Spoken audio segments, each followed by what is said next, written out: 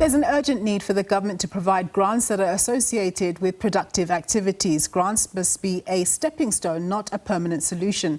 These are the sentiments of youth development non-profit organisation Afrika Tikkun. They're responding to the latest State of the Nation address, wherein President Ramaphosa announced that there are some 28 million social grant beneficiaries in the country. Well, to expand on what they mean and what the possible solutions are, I'm joined by Tiyani Mohlaba. He's the COO at Afrika Tikkun.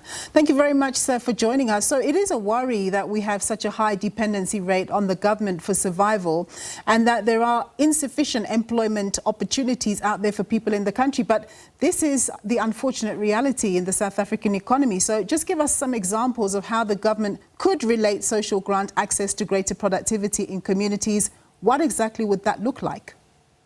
So maybe before that, if I may just refer to the why. So social grants, we believe, should drive employment instead of dependency.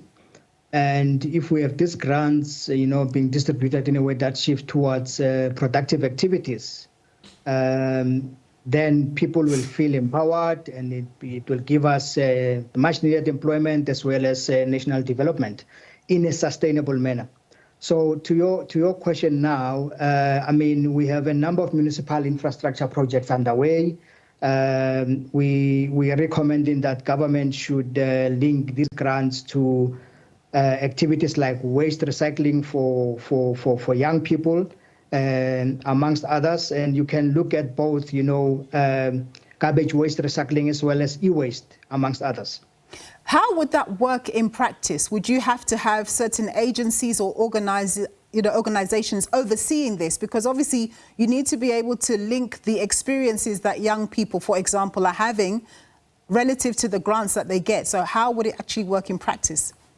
So in practice, you look at in most of our communities, the likes of Pick It Up, if you look at the city of Johannesburg, the likes of Pick It Up, when they go to collect garbage, some of the areas are not accessible, right? So you can start to get young people in those communities, especially if they are linked to their parents or them being, social grant recipients, spending 2 to 3 days a week, assisting to just collect the garbage. It brings a sense of pride, making our communities clean, so on and so forth. Again, another example on e-waste, you can look at, I wonder how many cell phones or laptops that you have that are not working in your household, for example. So if you work with the Department of Environmental Affairs, for example, with those local municipalities, you can then set up recycling hubs for electronic and electrical equipment waste. And there's funds for that. So it's just a matter of pulling things through together, organizing the young people and say, well, we'll train you in terms of how you basically dismantle a cell phone, a laptop that's no longer used, it has reached its end of life, so that you separate plastic from glass and take it down the value chain for recycling, amongst other things. Yeah.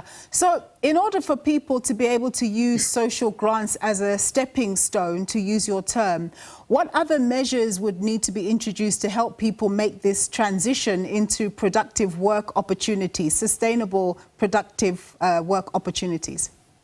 So the transition is simply, like I said, organizing themselves, and working through these government departments and organizations like Afrika Tikkun. It's a skills development organization. There are programs that we've seen that basically work from a job creation point of view. So it's basically working together with civil society, organizing themselves as young people, and basically going out there and say, this is what we want to do. Yeah. And then take it from there. Yeah. Of course, all stakeholders need to come to the party. You're talking about, a non-profit organization like yourself. But then also, to what extent would the private sector be involved in something like this to make things work? Because ultimately, when people are qualified or ready to go to the world of work, they're likely to be joining the private sector. So what role would you hope that the private sector could play as well? There's already initiatives in the private sector. The president also announced a partnership through this employment hub where young people can put in their CVs. where private sector organizations can come and play a party. So, for example, our founders in Afrika Tikkun have made sure that we have enough, networks with the private sector to make sure that after these young people are trained, we can then place them in industries where there's need. Because the idea is to fast track the time from one getting into a class, getting a skill and getting employment, reducing it by, from 3 years if one wants to go to do a post school qualification, get a skills program that will start from 6 to 12 months. They get out there because the industry says those are the kind of skills that we need and will employ young people in those spaces. Yeah. You've already explained the why we need a new initiative like this, but just ultimately, what is your concern about South Africa continuing on the current dependency trajectory? Well, over time, as human beings, as we get accustomed to just receiving and not basically, developing skills that will get us out of this cycle of dependency, we become complacent because, all I have to do is just to show up, because I meet the requirements of the grant. And what we're saying is we need to move beyond that and just start to make sure that people realize that there's many opportunities that can assist them to get out of this grant dependency. And I mean, a few years ago, I think it was in 2021, Minister Kodongwani basically made a point, about this issue of creating dependency. So there's alignment among stakeholders, both in the private sector and NGO sector and government, around making sure that this thing works. Yeah, it just needs to be implemented, I suppose. Yes. Thank you so Absolutely. much. Thank you so you, much, Tiyani. That's Tiyani Mohlaba. He's the COO at Afrika Tikkun.